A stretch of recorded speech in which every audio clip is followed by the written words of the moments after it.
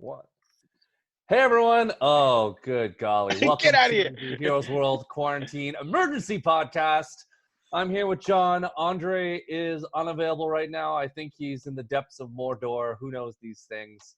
And is with us, of course, special guest star Rob. Hey everyone! Hey guys.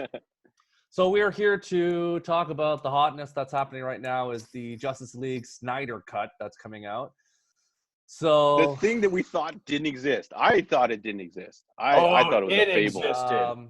Like there are people saying that footage doesn't exist. So Nope, let's, It's not non-existent. It does not exist, and we're going to go into some points today. So Rob, since you're the most gun-ho of this, why don't you tell us what's going on with this? Some people would say joyous, some people would say sad news. Rob's very, very excited for a 4-hour cut of some movie with a lot of slow motion knocking over a fruit stand, which is the Snyder trademark. Remember the beginning of the movie? It opens up and there's these guys like kicking over barrels of shit. Yeah. Like I can't stand up right now, but they're like kicking over shit Yeah. in slow mo. That was a very Snyder thing, and me and my brother were like, "Wow." That was Whedon. That was Rob, Josh. All right, Whedon. let's John. No, Snyder film. Give him a second to explain it, John. Okay, so yeah, I am actually pretty stoked. So ever since Justice League first came out 2 years ago, it almost be 3 years, right? In November, everybody's been going crazy to release the Snyder Cut. Quickly though. So you liked the original version of the movie? You were good with it? Okay, so here's the thing. Oh, you're gonna cover it? I remember He's touching the bases. He's going backwards. He's No, going first base. there's no moonwalk. There's no moonwalk. He's moving backwards. No, here's the thing. I enjoyed the movie because I got to see the characters that I've read about on the big screen. When you compare it to what Marvel has done, there's no comparison. Like it was, I mean, the horrible CGI with the mustache. Like the whole thing was just a train wreck. And the movie itself, you could tell it was weird in its tone and its shifting. So I enjoyed it for what it was. But would I revisit it all the time like I do some of these other Marvel movies that we talked about a couple weeks ago? Yeah, definitely not, right? So what is the story? Don't give us your thoughts. What is the story? So after the movie comes out, everybody knows, Zack Snyder leaves the project. Joss Whedon comes in. People went bananas online saying, "Oh my God, Joss Whedon's coming in." There was a lot of rumors that the movie was not doing well in production. The movie comes out, it's horrible. It loses a whole bunch of money. And then right afterwards, the fan base, the nerds, the nerd hive start demanding to release the Snyder Cut. This wasn't just like, a few people doing it. It went like across. These people, the fans gathered together. They rented a billboard in New York, I think it was, one in Los Angeles. They hired a plane with a banner over San Diego Comic-Con last year. So let's flash forward. Release of Snyder Cut has always been a trending topic on Twitter, right? Anytime something gives a whiff of a potential, that of this Snyder a lot of the Cut celebs jumped on the boat. Right. Well, and then a few months ago, Jason Momoa gets on. Ben Affleck makes a comment saying, "Hey, let's see the Snyder Cut." Gal Gadot says, let's look at the Snyder Cut. Henry Cavill kind of plays it like, well, I don't really know what's out there, and we'll see. And then, so today's breaking news. Okay, so Zack Snyder is hosting a live Man of Steel watch party, right? He's in his bunker, his theater. He's watching the movie along with everybody else online, watching Man of Steel.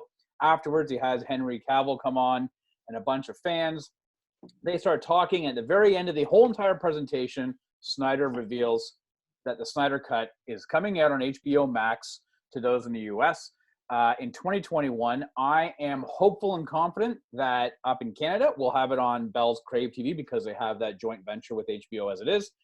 And then literally 20 minutes after the news comes out, an article is published by Boris Kitt at The Hollywood Reporter, who had interviewed Zack and his wife, Deborah, the co-producer, and went into details. And what we learned was there was a lot that Walter Hamada and Dean Devlin, is it Dean Devlin or no, Roland Emmerich? Sorry, he's the head of Warner Brothers. He couldn't believe how much attention this release of Snyder Cut campaign was getting. And in fact, it was trending higher than their most popular movies that were out at the time.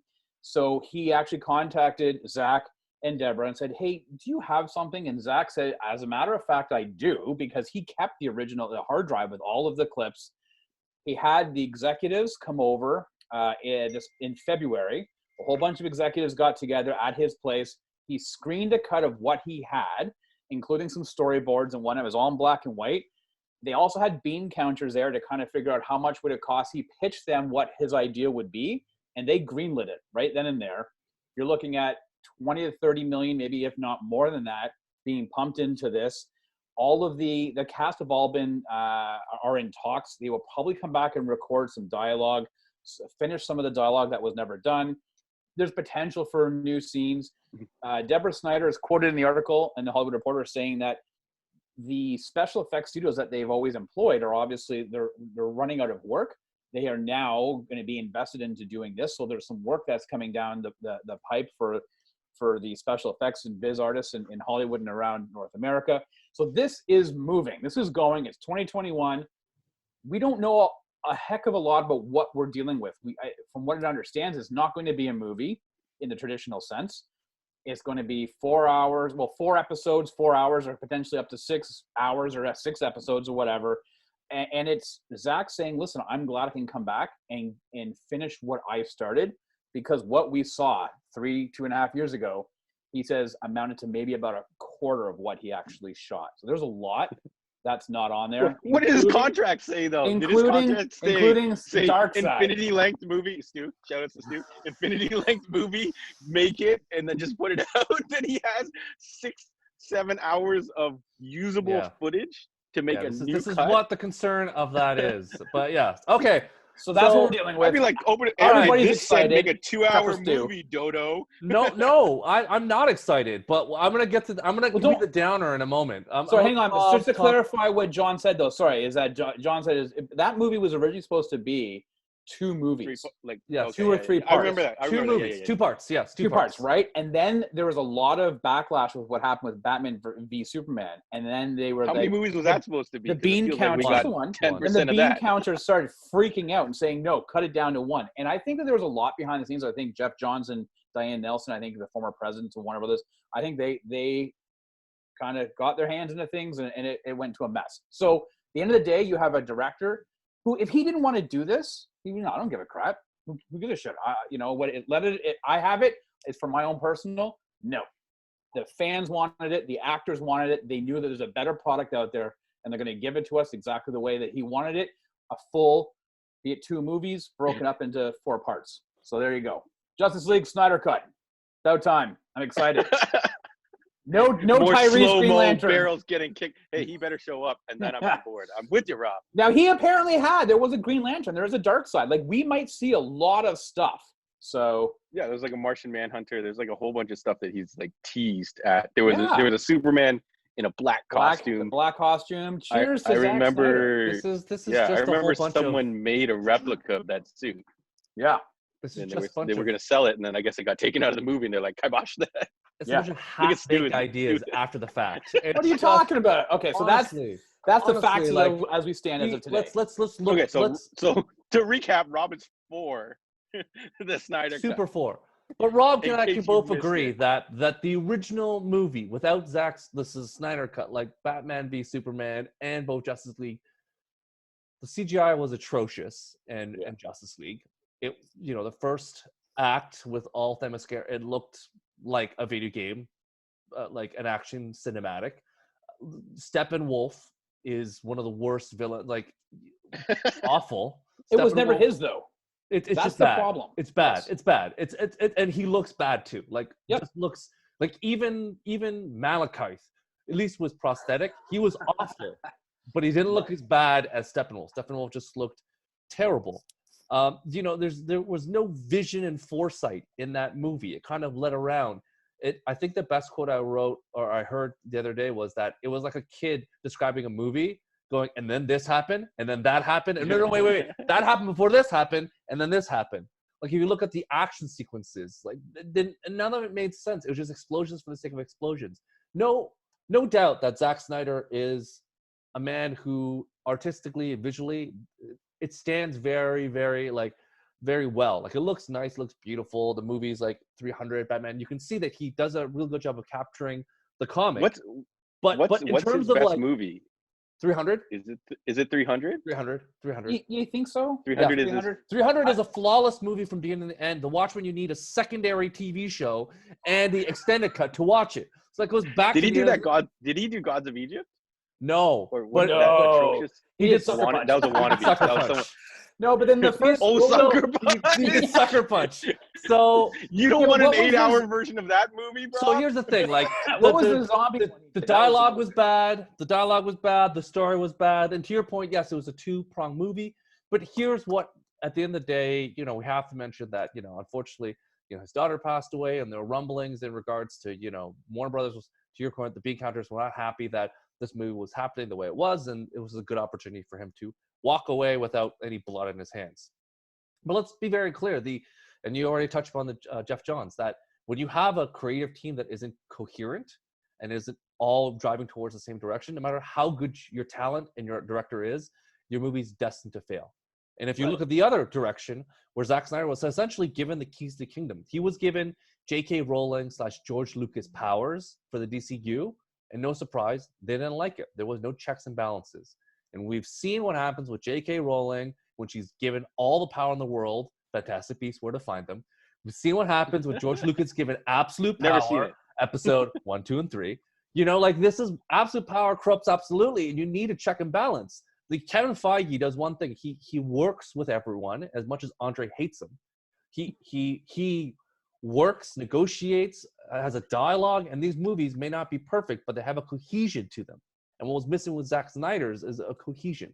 So the best case scenario is Tarantino with Hateful Eight, like 4 episodes, 50-minute cut, which is perfect. But the problem is, how much can Zack Snyder fix because you're filming new scenes and adding new things? This is not like Tarantino already had like a 4-hour movie I'd cut, and he was ready to go, and he just had to keep on cutting to make it fit into a movie theatrical release. But Zack Snyder's movie was not even close to being finished, and now he's jumping into fixing everything after the fact. Well, yeah, but he had enough done that he took the hard drive with what he had already enough shot. For 2 movies? He had enough. Well, listen. So here's the, you know, are you going? You've talked to the actors. They're going to come in and do some ADR, like some, you know, some voice work. I'm sure they'd be willing to come and work for free to fix that movie. The special effects artists are going to be working. Will they be out in studio filming some new things? Maybe, but not a lot. At the end of the day, you still only have 20 to 30 million, and that's going to get eaten up a lot in visual effects and so on. Right? Even if you're not doing a theatrical release, it's going to get eaten up in a lot of that post-production stuff. So I think he's got enough there that they just didn't want to use. I think he shot quite a lot. I mean, listen, they were close to the finish. This is like a you know, the Solo movie. He left in post, right? He left in post after filming was done, in theory, right? Principal photography, I think, was done. And then Josh came in and shot a whole bunch of new stuff. So I really think, you know, you go back, Joss, right before he was announced, and now all of a sudden he was going to do the Batgirl movie. Justice League was so poorly received. People were really upset. Joss Whedon is gone from DC completely. You have all the actors. The actors didn't want to listen. If Henry Cavill, if Ben Affleck, and I can't speak for Ben Affleck, but you have Henry Cavill. I know you can't? No, but you know Ray Fisher. Call it, Rob. Yeah, let me give Ben.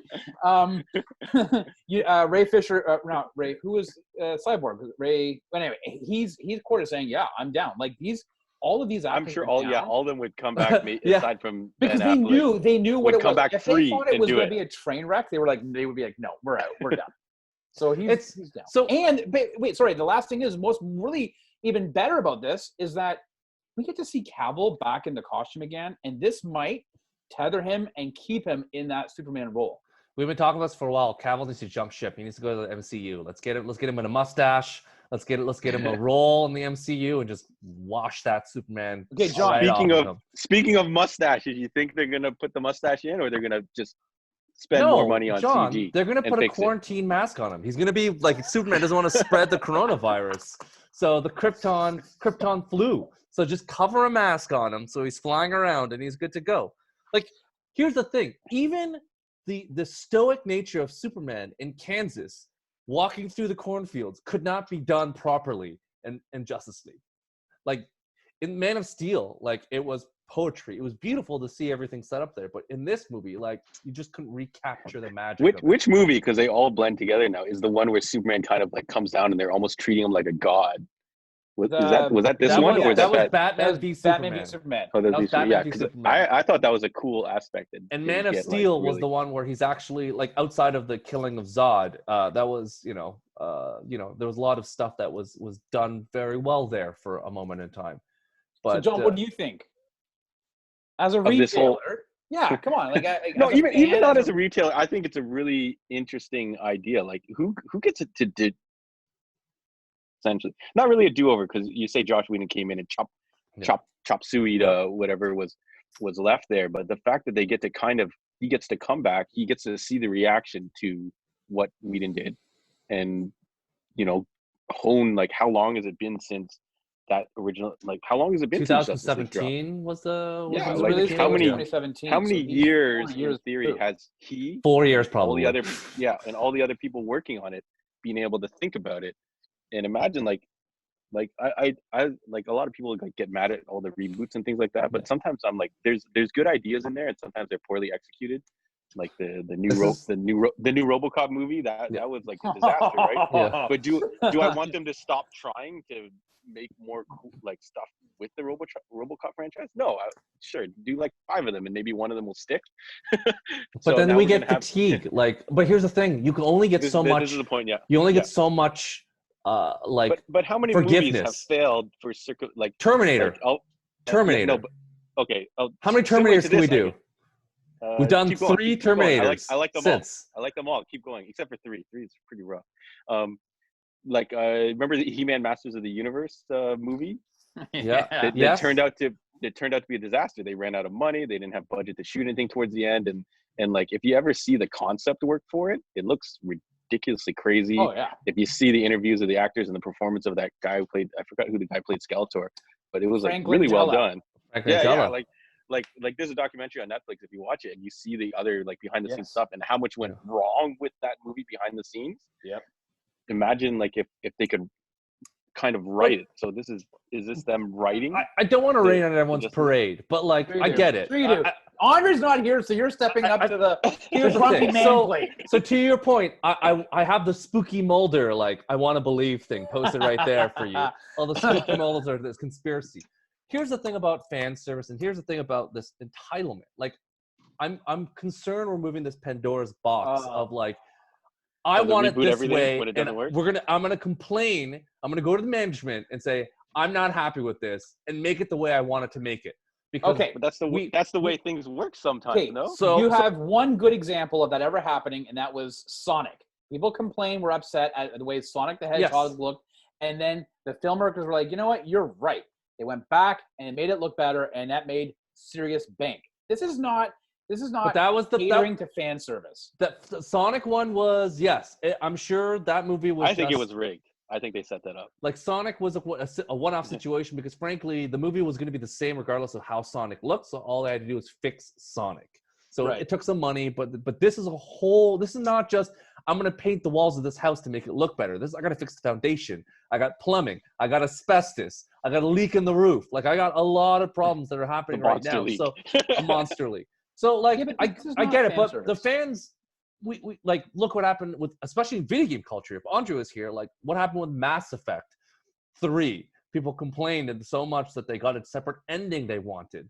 So like it happens all the time in fan culture where we feel like it's something that we own. So therefore we feel that we can do it. But what it does is that it impedes the creative process and writers and directors who are like, okay, well, I don't know if I can do this anymore because the fans are going to revolt and send the pitchforks after me. So let's see how this does. Like worst case scenario, it's meh. It's like Thor: The Dark World. Great. I think it's win-win for the studio because if it becomes a hit, oh man, yeah, we're the greatest ever. If it flops, then they're like, we gave you what you wanted, so take it.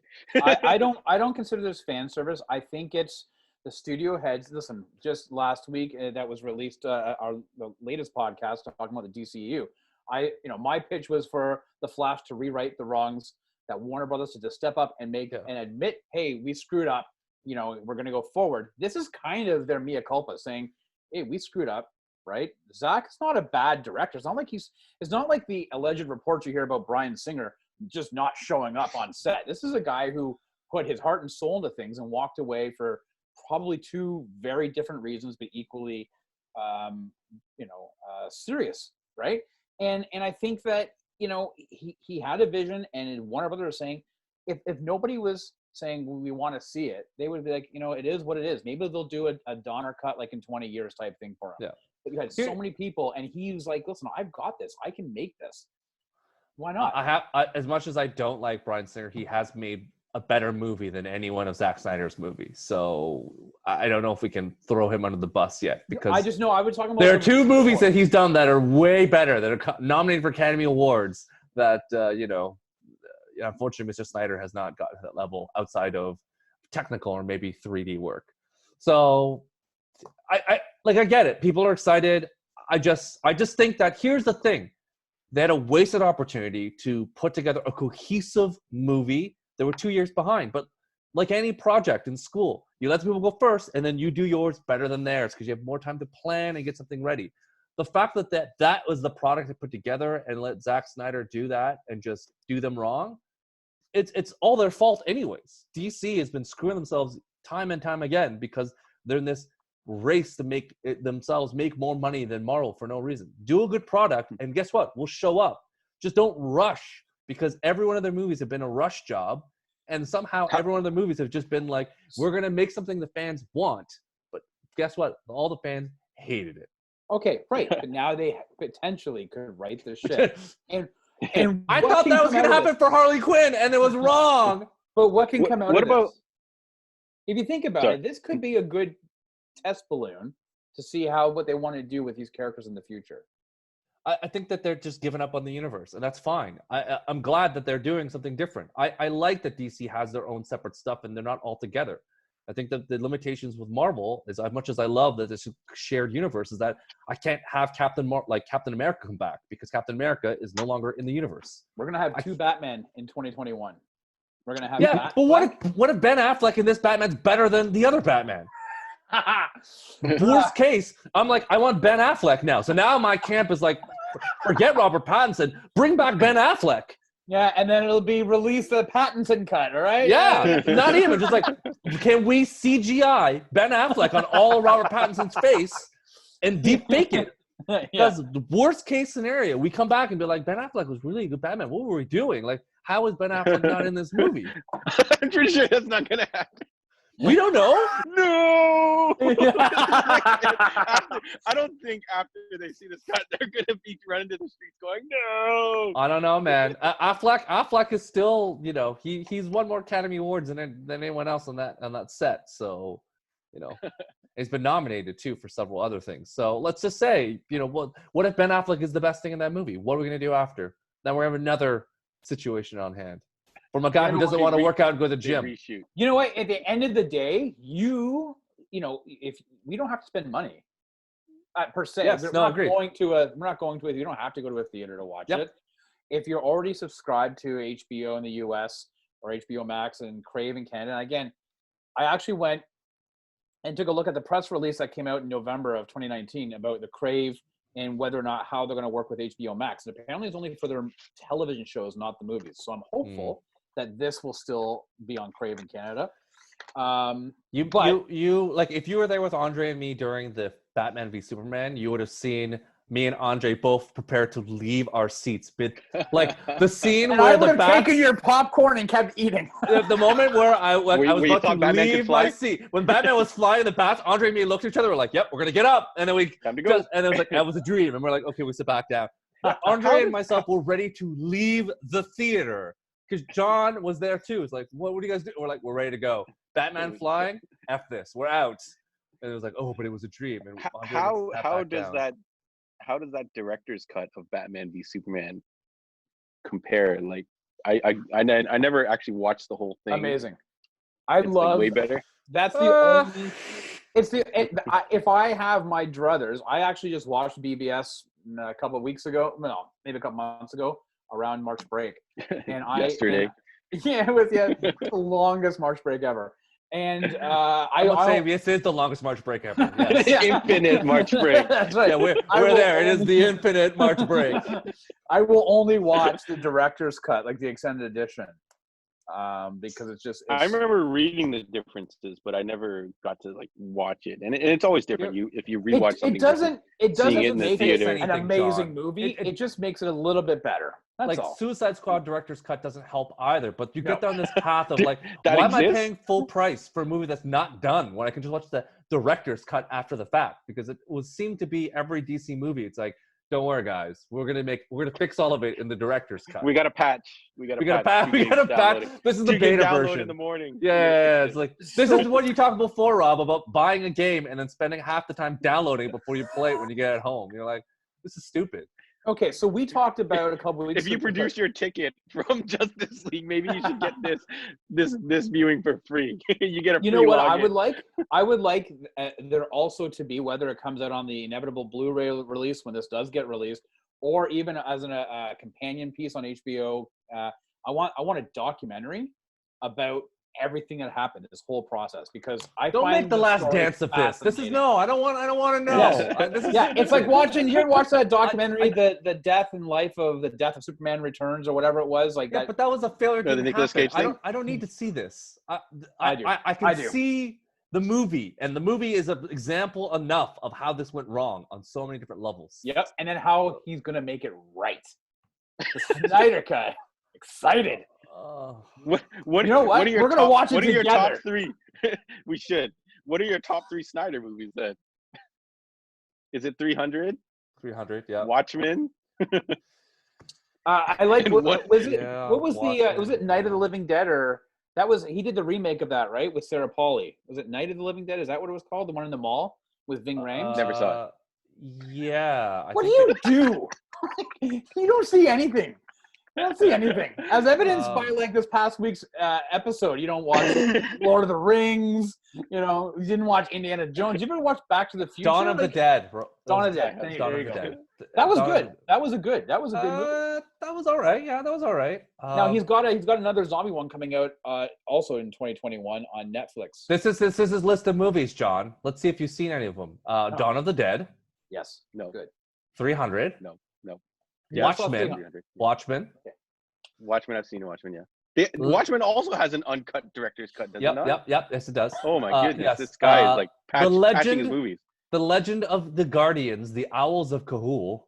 He directed that. Oh yeah, I've seen that. What? No, I haven't. Sucker Punch. You saw that? Sucker Punch. Sucker Punch. I couldn't. Man of Steel. I wanted to. Man of Steel. I did like Man of Steel. Okay, I'll give him that. Batman v Superman. Dawn of Justice. There's Justice League, and now he is directing the new Army of the Dead. Yeah, that's the one with Dave Bautista. I thought his resume was actually more extensive than that. Yeah, you think so. Did he come from music videos or something like that? Is it like no? Does anyone know? No. No, I don't. Yes, he did music videos. You're right, John. He did a lot. He did music videos for Morrissey, Soul Asylum, ZZ Top, Rod Stewart, and My Chemical Romance. Yes. Okay. Oh, okay. So all bands I'm very familiar with. Soul Asylum, he did not Runaway Train. He did something else. Yeah, but what other song did they have that required Black Gold, apparently, and Somebody to Shove. Those are the two songs. Yeah. So nonetheless, I'm not excited. Rob is excited, and as always, John is indifferent. So this is where we're at right now with the podcast. I'm down. I'm interested. Yeah, I'm interested. But so wait, so Stu, you have no interest in this at all? Like you're not even intrigued? No. We talked about this before. Time is a special and fleeting thing in my life. I don't want to waste time on something that's hot garbage. So you don't know that though. Like you're passing hot judgment garbage on cut. I right now am not interested. I will wait further to see what happens, and if it makes sense, then I'll watch it. It's going to be two things. Either it's so much of a hot mess I have to watch it, or it's amazing. And I'll watch it. If it's mediocre, I'm not interested. It's either got to be so bad that it's good, or amazing that it's worth my time.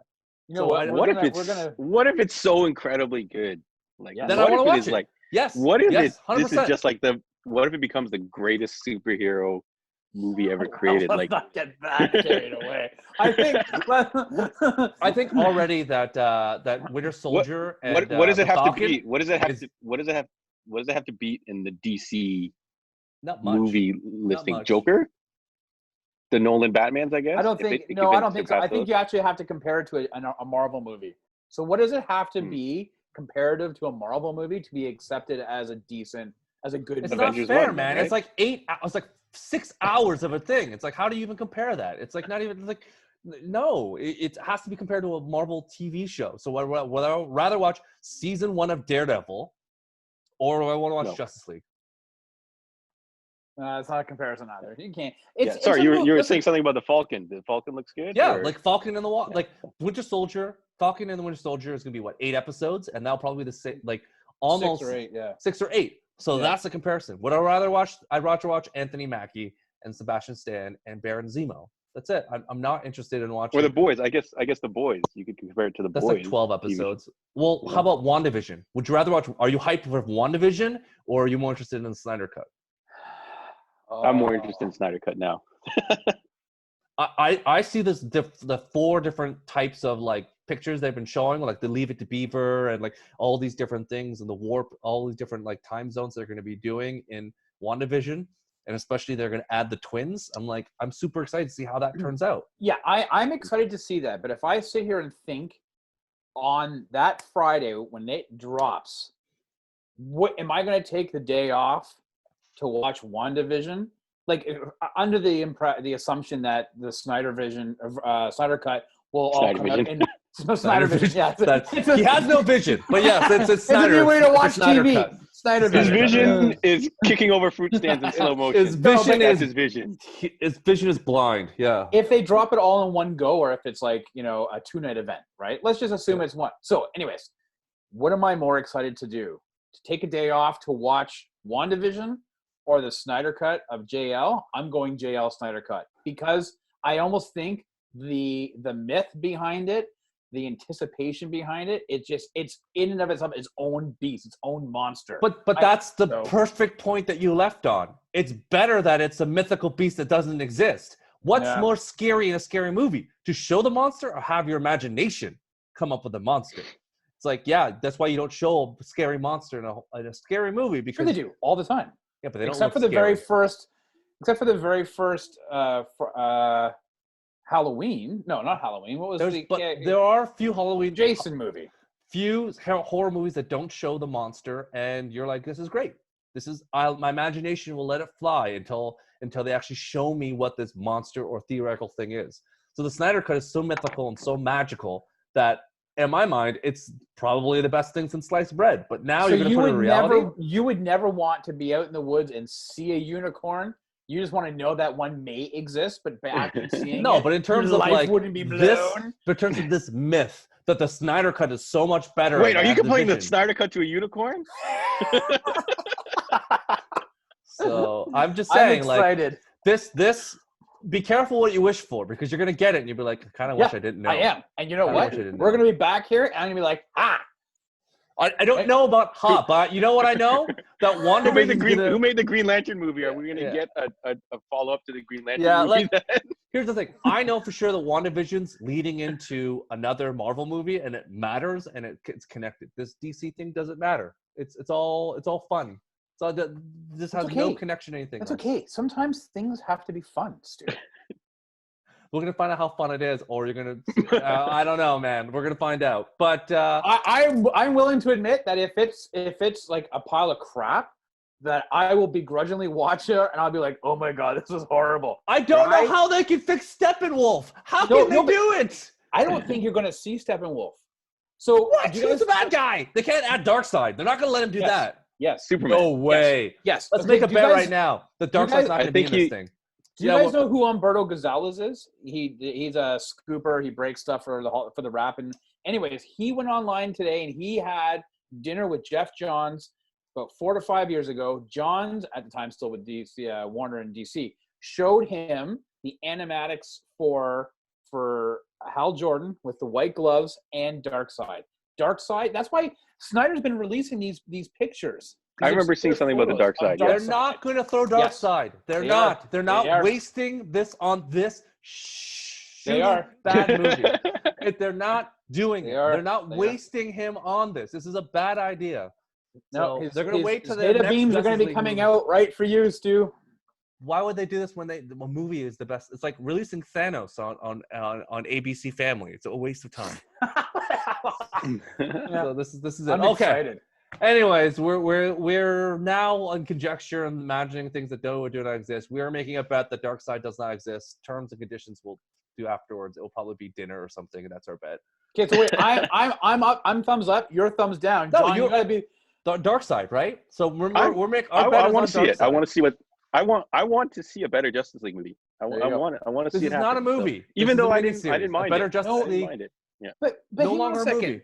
But it is potentially a movie that's just. It's not. Parts. It's a miniseries. No, we don't know yet. They haven't really clarified, but it could be considered a movie in 2 parts, just like how Kill Bill is in 2 parts. Just like how the Watchmen show is actually quite theatrical good, right? release is what is defined. Yes, this is a the Netflix Watchmen TV show is phenomenal, and anybody I've seen a couple episodes. Go watch the really Watchmen. Good. It's an amazing television show. TV show, not movie. This is the semantics of this. Snyder Cut coming at you, 2021. There's a reason why they didn't say Snyder Cut movie. The Snyder Cut miniseries. No, you know what they call this? This is Zack Snyder's JL. DVD. Zack Snyder's JL. Straight back to in the VOD. Day for Transformers movie, they broke it up into episodes for us to watch as kids on the TV show. Straight to VOD. This is real ghetto right here. Okay.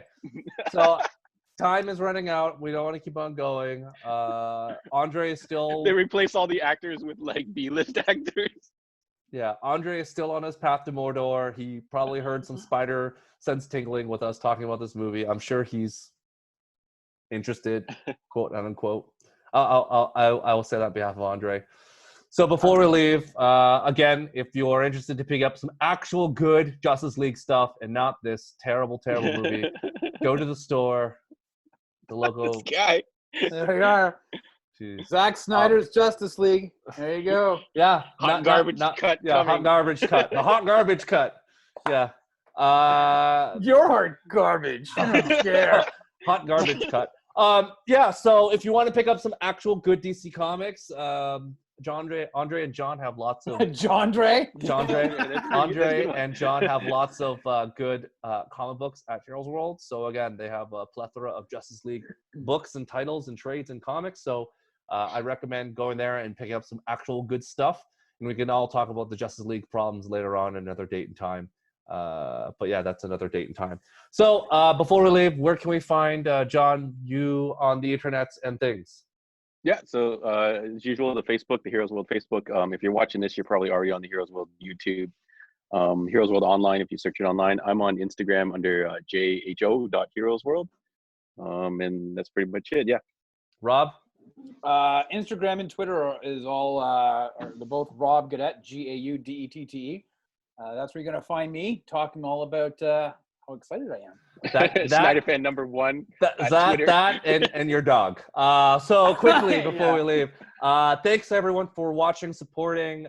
Please continue to like and share and pass us on. The more people we kind of get interested. There is a dream to do a live interactive event that you can poke and prod and give comments to John and Andre in real time. So the more people that are interested, then we can facilitate that in the future. But as this time, continue to follow, do what you do.